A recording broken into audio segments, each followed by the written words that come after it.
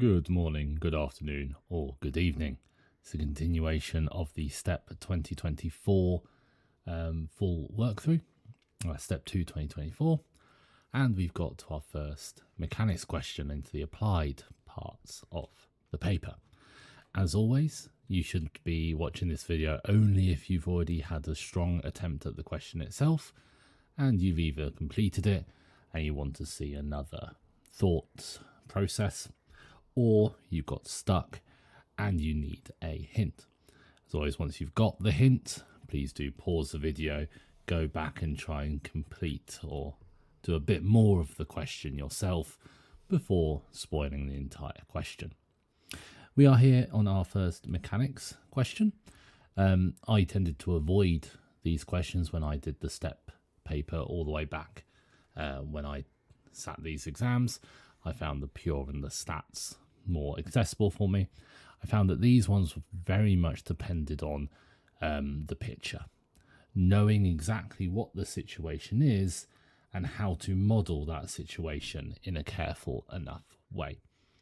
So step one really needs to be to truly understand what the scenario is, to draw a really detailed picture which has all the information in and hopefully no inbuilt assumptions about what's going on, and then to just apply the mechanical concepts accurately. So here we have a long straight trench with a rectangular cross section has been dug in horizontal ground. The width is and the depth is. So we've cut out a large rectangle out of a flat field, let's say, and we are a projectiles question. The projectile is projected at a speed v, where v is given, at an angle to the horizontal from a point d from the nearer edge of the trench. The vertical plane in which it moves is perpendicular to the trench. So we have some flat ground.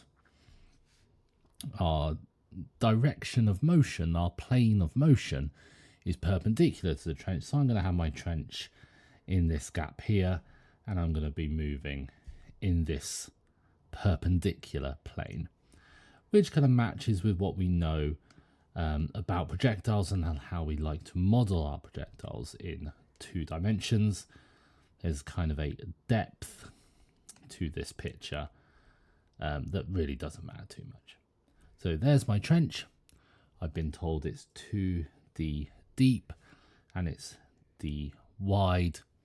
I've been projected from a point which is at a distance of d, so my motion is either going to be a little hop here where I don't reach the trench, I could fall into the trench here, I could go and hit the wall over there, or I could be projecting so far that I go over the trench.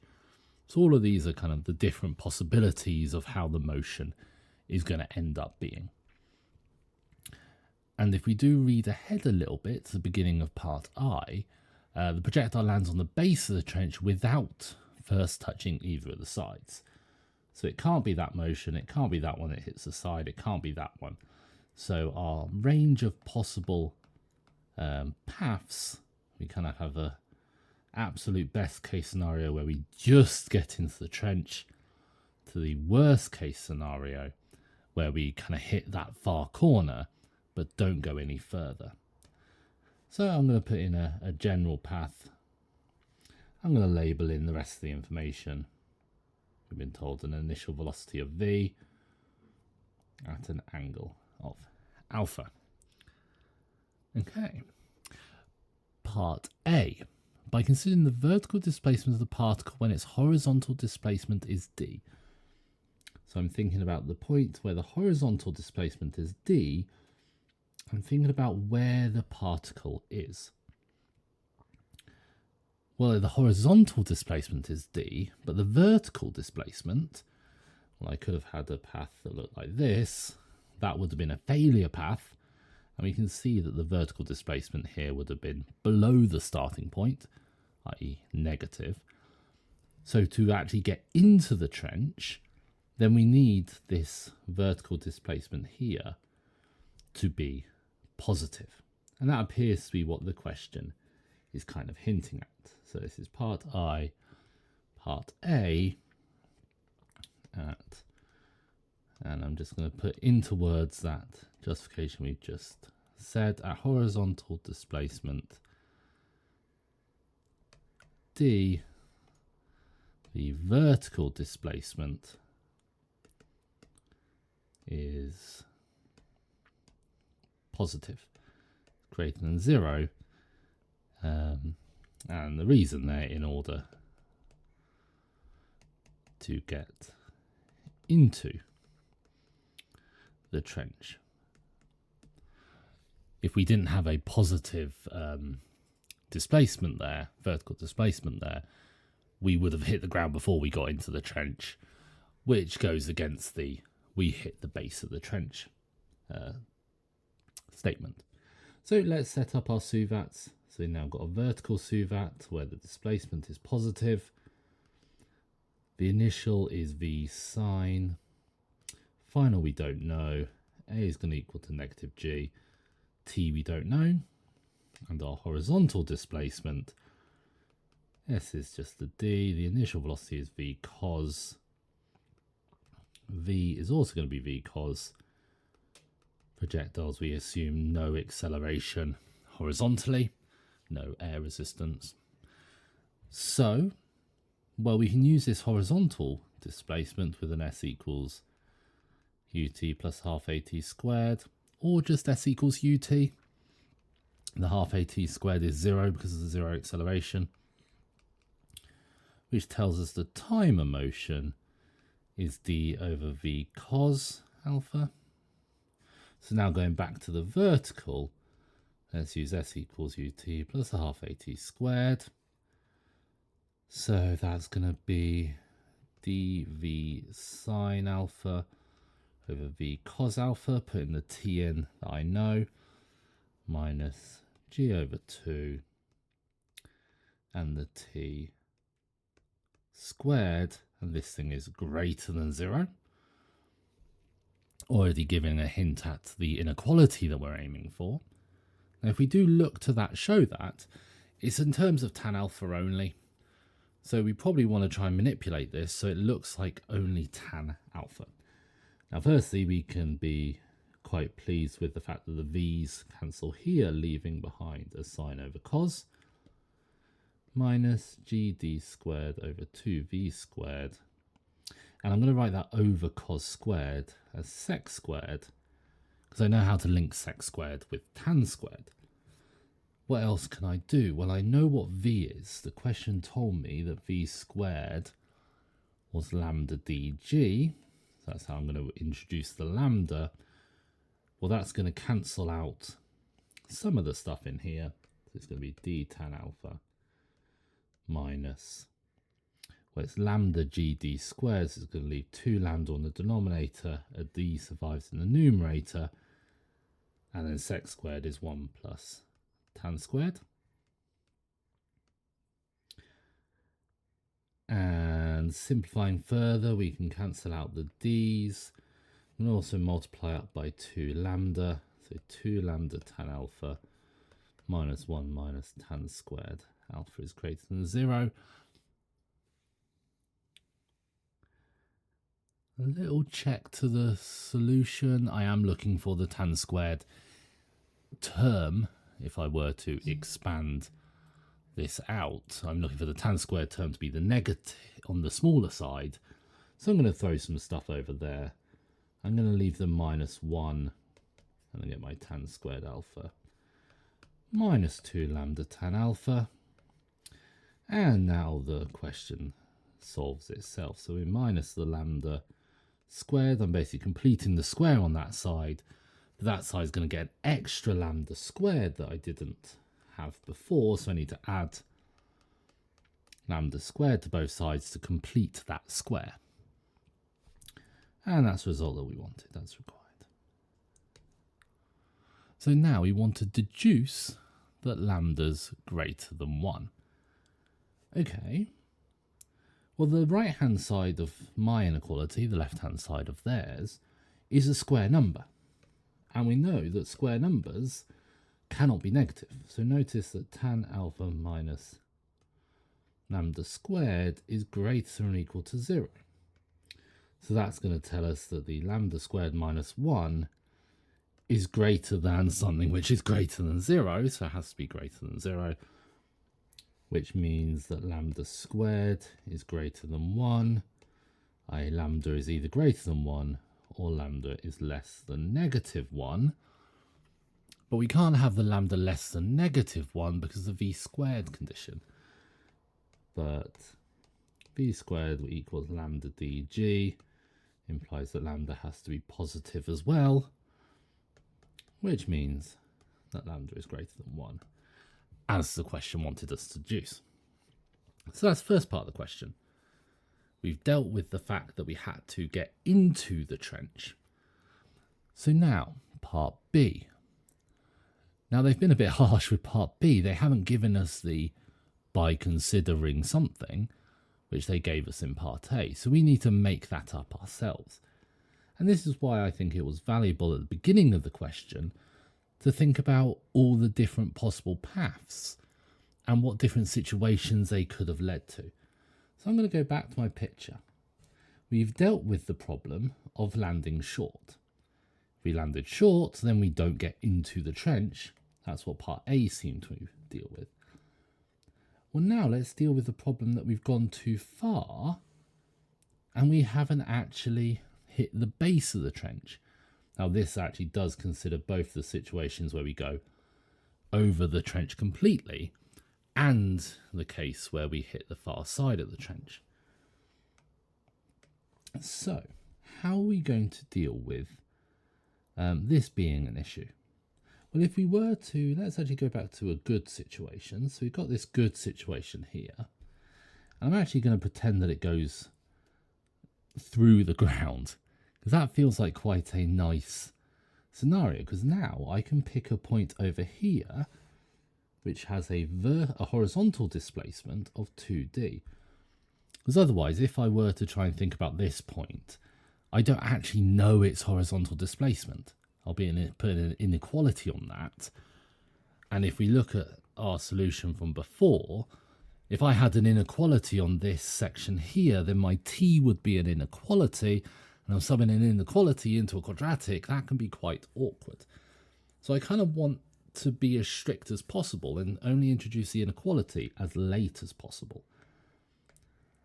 So, well, if we are strictly thinking about where we are at a distance of 2d, well, then let's think about the vertical displacement. What does this vertical displacement have to be if I did hit the bottom of the trench? Well, I've already hit the bottom of the trench and I've gone further. So this distance should be greater than, and actually let's make sure my signs are correct. I want this to be less than negative 2d. We want to have gone more than 2d down. And negative numbers are a bit awkward, meaning this is actually a less than condition. Okay, well then this feels like an incredibly similar setup to what I had before. I've got a different horizontal displacement and I've got a different condition on my vertical displacement, but it feels like it should lead to a similar thing. And if we do look to the aim of part B, it does look very similar to what we achieved in part A. So let's try it. Let's see if this setup does indeed give us what we want. So now vertically, our vertical displacement, we want to be less than 2d. We want to have gone far enough down. U is still v sine. V we still don't know. A is still negative g. T we're going to get from the horizontal displacement, the horizontal superfact in a moment. Horizontally, we're letting S be 2d. U is v cos. V is v cos.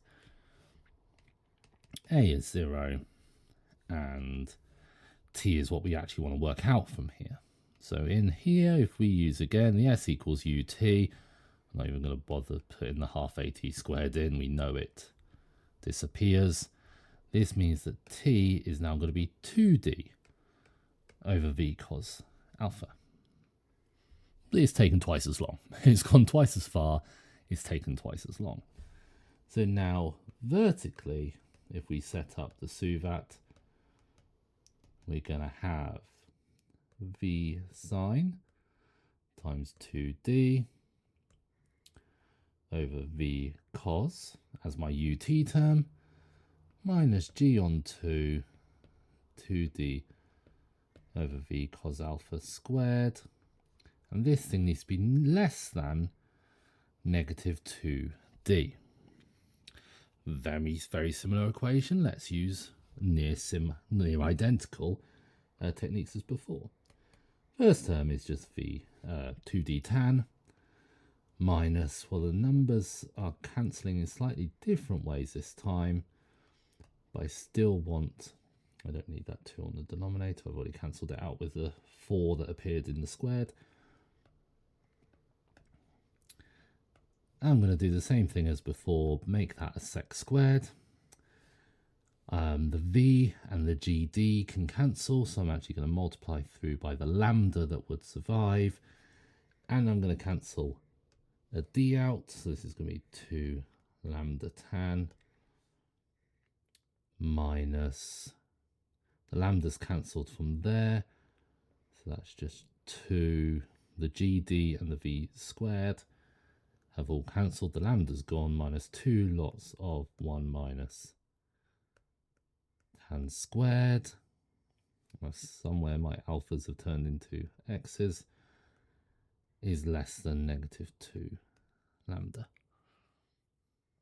Now this time I want my tan squared to be a positive. Well, not really. Yes, really. If I were to expand out what I'm trying to show, I need a 4 tan squared involved, which I don't currently have. So I'm going to just double check I haven't done anything too silly. First term looks good. The second term gives me a 4 gd squared. 4 cancels with the 2. Yep. Okay, well, let's keep it going. So this is going to be 2 tan squared plus 2 lambda tan. Oh, it's 1 plus tan squared. There we go. That's where my worry was getting. Sec squared is 1 plus. And now I am going to have, I'm going to have the tan squared appearing on the right side. So I'm going to move the 2 tan squared over here. I'm going to move the minus 2 lambda tan over here. What else do I want to move? I'm putting the 2 lambda on that side, and I still have the minus 2. Now it looks like there's a common factor of 2 everywhere, that I kind of wanted it to be a 4. So I could double everything. Yeah, and I think I do actually want to double everything, because I'm going to try again to complete the square over here, but I'm using the answer as a guide. So I'm going to multiply everything by 2, and I'm going to add a lambda squared to both sides. This is going to be lambda squared plus 4 lots of is less than 4 tan squared. That's 4 lambda tan plus lambda squared. And now it's just clean up.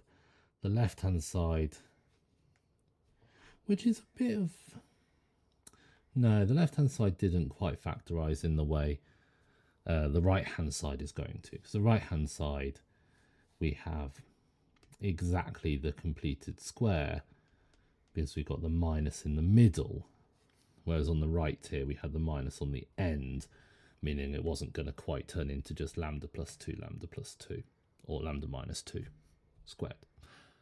And that's the result as required. So that's what we wanted. So now, and deduce that alpha is greater than 45.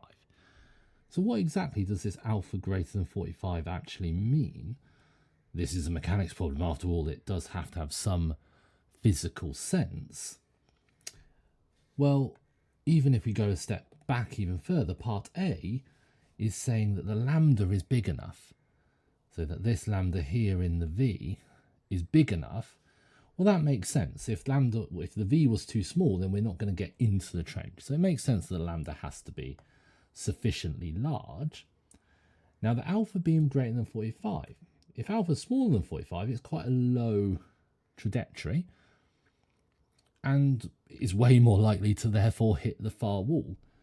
Bigger than 45 means that we've got quite a loopy shape. We're going up quite far and then falling down quite steeply, so way more likely to land in the trench rather than hitting the far side. So it does seem reasonable that this is a condition. Now, alpha being, again, I've actually turned my x's, my alphas into x's at random points. Alpha being greater than 45 is exactly the same as saying tan alpha is greater than 1, provided we're in a sensible range. We are only considering alpha between 0 and 90 anyway. So how could we show then that this tan alpha is greater than 1? Well, the left-hand side, what could we do with it? I could expand out some brackets and then I'm kind of going backwards, which maybe is fine. If I'm looking back to previous parts, previous lines of working. If I go back to this line here, is that more obvious why tan has to be bigger than 1? We've definitely got some 2 lambdas in multiple places, and we know that lambda is bigger than 1. So we might be able to use that fact. If I don't expand the bracket out, well, I could say, well, lambda's bigger than 1. Now, if I put the inequality this way around to make sure that they're the same, I kind of need a lower bound. Well, yeah, not helpfully. I can say lambda's bigger than 1, so this thing's greater than 0. This whole thing's greater than 0, so we could say that lambda squared is less than that. That seems to be throwing away a lot of power in the inequality. Would that lead to the conclusion we want? Maybe. But again, it feels like I'll need to expand out that other bracket. So I think we actually want to go back to a previous line and see if we can manipulate from there. So I'm actually going to go to this line here and rearrange this in a slightly different way. So I'm going to say 2 lambda 1 plus tan, by moving this term over, is less than 2 tan squared plus 1. Does that help me? Well, I can certainly therefore say as lambda is greater than 1, definitely cancel the 2's out, this is 1 plus tan alpha is less than tan squared alpha plus 1.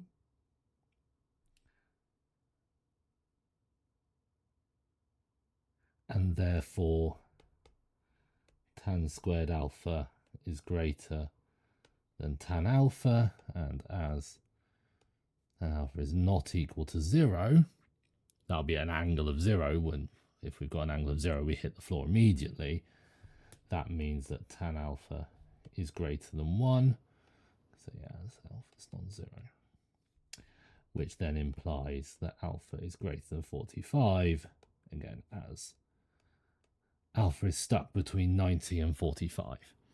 If you're allowed to hit at angles outside that range, the situation's become a little ridiculous. And that's again what we wanted. So we did actually have to undo some of our work to get to the useful part of that problem. Okay, finally part 2. Show that provided lambda is greater than 1. So remember we said that lambda greater than 1 is the condition that we've hit the ball hard enough. We've hit the object hard enough so it could land in the trench. Alpha can always be chosen the particle lands on the base of the trench without first touching the sides. So that's saying no matter how hard I hit the object, no matter how big this arrow is, I can put this arrow in some direction to make sure that the path always lands inside the trench. And now that does seem logical. If I only just hit it bigger than 1, then I'm going to have a path that just clips that corner, and I can have my alpha being relatively small, relatively close to 45 degrees. But if lambda's really large, then I'll have a really steep path that shoots up and comes down within it. So that seems reasonable. Now, how can we go about proving that such an alpha can be chosen? Well, it feels like we might have to use these two inequalities that we've already got. Now, does that part A, put any restrictions on alpha itself? Well, yeah, it needs tan alpha to be sufficiently close to lambda. Tan alpha minus lambda squared has to be smaller than something, so we need tan alpha to be relatively small. Well, let's actually say how small. So part A is going to imply that tan alpha minus lambda has to be less than the square root of lambda squared minus 1. Again, I should deal with the plus or minus, but I know things pretty much have to be positive here. I probably should. Or tan alpha minus lambda is greater than negative. Okay, so that means that tan alpha has to be less than lambda plus lambda squared minus 1, or tan alpha has to be greater than lambda minus lambda squared minus 1. Now, are both of these scenarios valid? Well, certainly the square root is valid in both cases because we've got lambda being greater than 1. We do want, it does make sense for the tan alpha to be bounded above. If we hit it really hard, we can't have the angle being too big because it'll just go straight over the trench. Now this thing here is still positive, isn't it? Because we're subtracting something which is just a little bit less than the square root of lambda squared, lambda itself. So that is saying that tan alpha is positive, and it's bounded above by the other thing. Now, are all of these inequalities in the right direction? We've solved a quadratic inequality, so we do need to be a little bit careful. We want this quadratic inequality in tan alpha to be less than 0. It is a positive quadratic, so we are between two values. Yeah, and this is giving a solution that's between two values. So we need the tan alpha to be between these two figures, both of which are positive, so we're not really getting any issue there. Now, can we do the same to part B? Let's do exactly the same thing and try and solve part B. So part B is now saying, I'm actually going to jump straight into the double-sided inequality for this one, is less than the square root of lambda squared plus 4 lots of lambda minus 1 and greater than the square root of lambda squared plus 4 lots of. which is saying that tan alpha is going to be between lambda plus the big square root over 2 and lambda minus the big, I've lost the minus on the line above, the big square root over 2. Does such a tan alpha exist? If we can show that these bounds or these two regions do not overlap, then we're good. How do we show that these two regions don't overlap? Because they're quite complex algebraically. So maybe it's, and certainly we can see from the picture that there can be quite a large range of different values for alpha. Now, which one feels? Does one of them feel bigger or smaller than the other? Because we'd quite like to compare these upper bounds. Or is that what we need to compare? I basically now thinking about a number line, and I have these 4 things on this number line. I'm going to have one inequality in this region.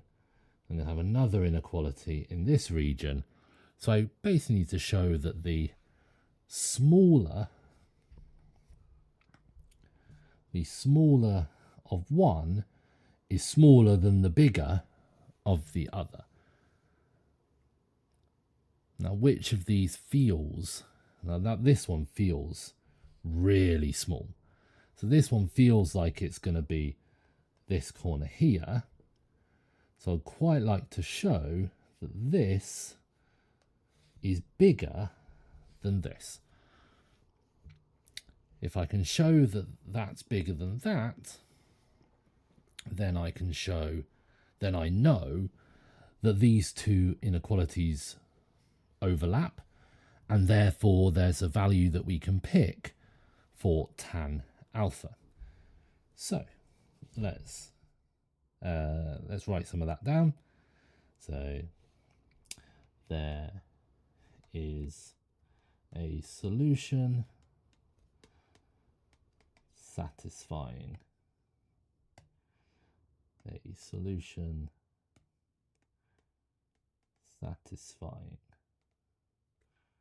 both inequalities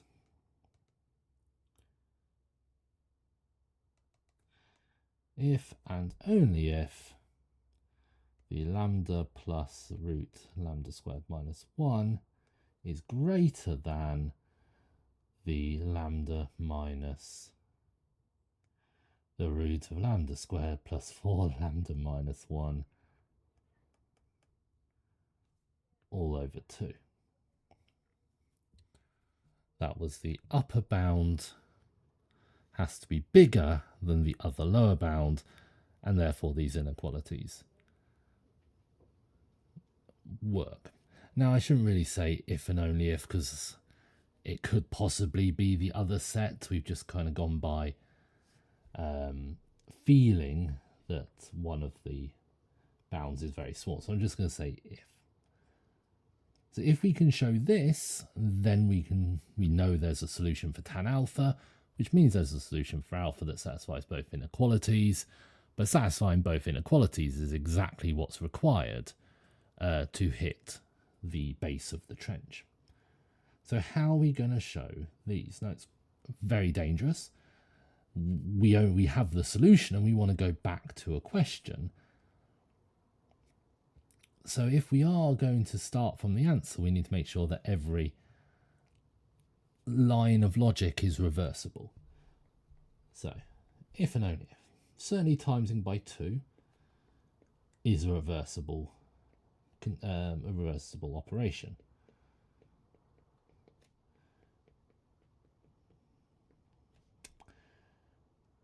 Subtracting lambda. Now, we've got all these square roots everywhere, which are real unpleasant. So I can subtract a lambda plus is greater than. But now isn't this just complete? Because the left-hand side is always positive. But the left-hand side is always greater than 0, as lambda is greater than 1. Well, we need that for it just to be real. And the right-hand side is less than 0, because it's a negative square root.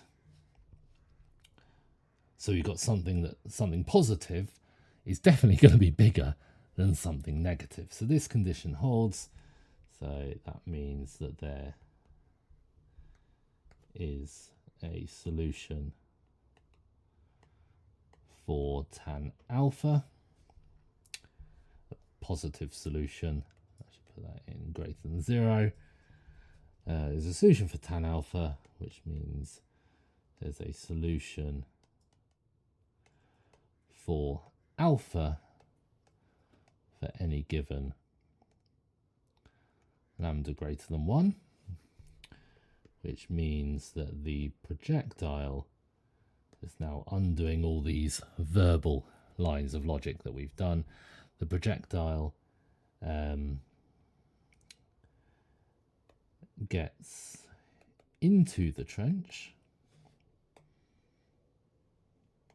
and that was part A, and doesn't hit the far wall or beyond, which was part B, so hits the base of the trench before the walls, as required. So we were given a lambda. We actually looked very carefully about what we need tan alpha to do. We showed that such a tan alpha existed. Somewhere in this region here, we can pick a tan alpha and then justified it from all the logic that was in the question. Actually, a very common mathematical technique here that might feel a bit unnatural to you at the A level, because what we've done here, we've shown that a solution exists, but we've not actually found the solution. I can't tell you exactly what this tan alpha or even the alpha is, but I can say for certain there is one that works. A really cool technique, and one that is quite alien to a lot of other A-level techniques. Hopefully you did find that useful, and it picked out some of the hints for a question like this. In particular, keeping going back to a strong labelled picture and just visualising, imagining what various conditions actually mean in terms of the picture itself. Very powerful for these mechanics questions. Hopefully you'll keep watching, keep working through all of these problems with the rest of the playlist for the rest of the 2024 paper.